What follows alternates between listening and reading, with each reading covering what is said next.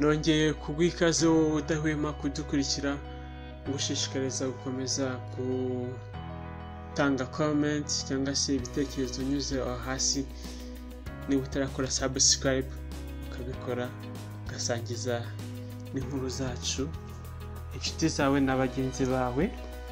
Nkuko bisanzwe umaze kumenya ko tugenda tukugezaho amakuru aba ari ako kanya, breaking news, yaba mu myidagaduro, muri politiki, mu mikino ndetse n'ibindi bisate bitandukanye. Ariko mu makuru y'aka kanya tugufitiye nuko hari inkuru irimo kuvugwa igenda yandikwa mu itangazamakuru bitandukanye, amaradiyo no ku mbuga nkoranyambaga, ivuga ko Bose ni bamwe Aime yamaze kwitaba Imana. Wakwibaza uti ese byagenze bite? Ubundi Bose ni bamwe yari mu ntoki, yakoze mu yihe mirimo? Ndaje bikurambira byose mu kanya. Ikaze, komeza kushikariza gukora subscribe niba utari wakanda kwa kantu k'umutuku, kandi ushobora no gusangiza inkuru zacu inshuti zawe.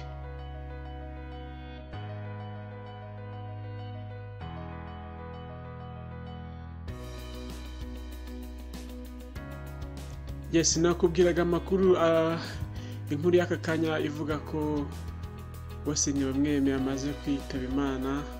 Amakuru agera mu itangazamakuru bitandukanye nko kuri Kigali Today avuga ko Bose ni bamwe bayoboraga ikigo cy'igihugu gishinzwe igororamuco NRS yitabye Imana kuri wa gatandatu tariki ya 23 Gicurasi 2020 azize uburwayi. Bose ni bamwe Aime wahoze ari guverineri w'intara y'Amajyaruguru yagizwe umuyobozi muri iki kigo cy'igihugu gishinzwe igororamuco NRS kuva mu mwaka wa 2017.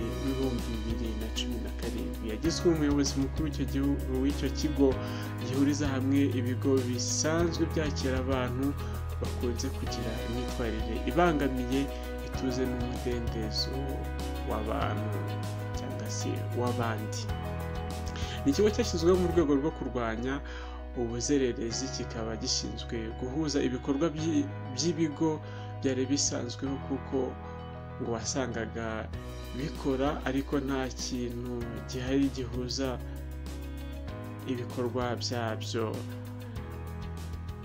Bose ni bamwe yahawe inshingano zo kuyobora icyo kigo cy'igihugu gishinzwe igororamuco nyuma y'amezi agera ku 8 yari ashize akuwe ku buyobozi bw'intara y'Amajyaruguru, umwanya yari amazeho imyaka igera kuri 7.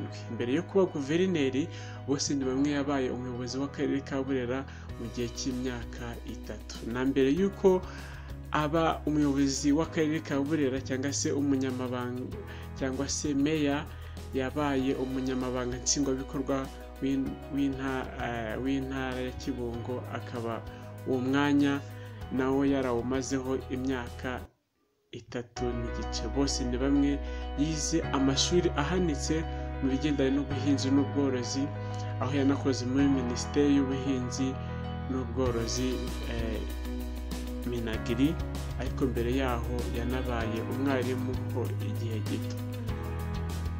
Yes, ni inkuru y'akababaro, ni inkuru ije itunguranye, ariko muri rusange muri izi nkuru zigaragara mu itangazamakuru bya hano mu Rwanda, ku mbuga nkoranyambaga zirimo nka Twitter, bivuga ko yitabye Imana azize uburwayi, ariko muri rusange uburwayi ntabwo buragaragara, icyamwishe ntabwo kiratangazwa. Gusa ibinyamakuru bitandukanye birimo nka Kigali Today, birimo na RBA bivuga ko ari uburwayi, ariko uburwayi ntabwo buramenyekana. Reka nshimire mwomeze gushikarize gukora subscribe cyangwa se gusharinga. Gusa niba utari wakora subscribe, ushobora gukanda ku kantu gatukura ukibuka no gukanda kuzogera ubundi ukagenda ubona amakuru yacu ko cyashize. Dukomeze gukurikira iyi nkuru, ibyinshi nibiza kuvugwa nibiza gutangazwa turaza kubikugezaho. Umunsi mwiza.